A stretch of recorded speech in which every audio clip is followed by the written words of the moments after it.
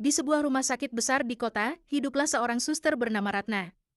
Ia dikenal sebagai perawat yang kasar dan sering memperlakukan pasien dengan buruk.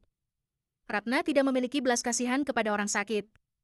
Jika ada pasien yang kesulitan bergerak atau meminta tolong, ia malah menghardik dan mencemooh mereka. "Kalau sakit jangan manja, aku bukan pembantu kalian," seringkali ia berkata dengan ketus.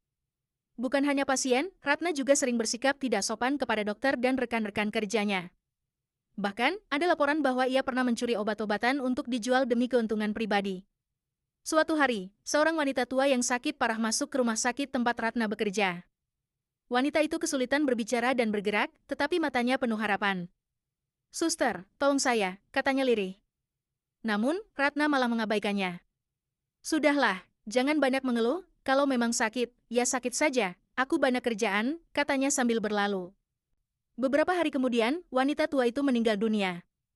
Sebelum menghembuskan napas terakhir, ia berdoa kepada Allah, "Ya Allah, jika orang ini telah berbuat zalim kepada banyak orang, tunjukkanlah kuasa-Mu." Waktu berlalu, dan Ratna mulai merasa gelisah. Ia sering bermimpi didatangi oleh pasien-pasien yang dulu ia perlakukan dengan buruk. Dalam mimpinya, mereka semua menangis dan memohon keadilan. Hingga suatu malam, Ratna mengalami kejadian mengerikan. Saat sedang tidur, tiba-tiba tubuhnya terasa kaku. Ia ingin berbicara, tetapi lidahnya terasa berat. Keluarganya yang panik segera membawanya ke rumah sakit. Dokter yang memeriksanya terkejut karena lidah Ratna menjulur keluar dan tidak bisa kembali seperti semula.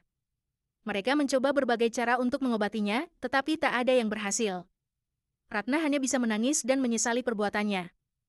Namun, penyesalannya datang terlambat. Ia akhirnya meninggal dalam kondisi mengenaskan, dengan lidah yang tetap menjulur seakan menjadi tanda atas kesombongan dan kekejamannya selama hidup. Kisah ini mengajarkan bahwa sebagai manusia, kita harus selalu bersikap baik, terutama kepada orang yang sedang dalam kesulitan. Sakit adalah ujian, dan tugas seorang perawat atau siapapun yang merawat orang lain adalah untuk membantu dengan hati yang tulus. Kesombongan dan kesaliman pada akhirnya hanya akan membawa penderitaan, baik di dunia maupun di akhirat. Namun, kisah ini hanyalah cerita fiktif yang dibuat sebagai pengingat.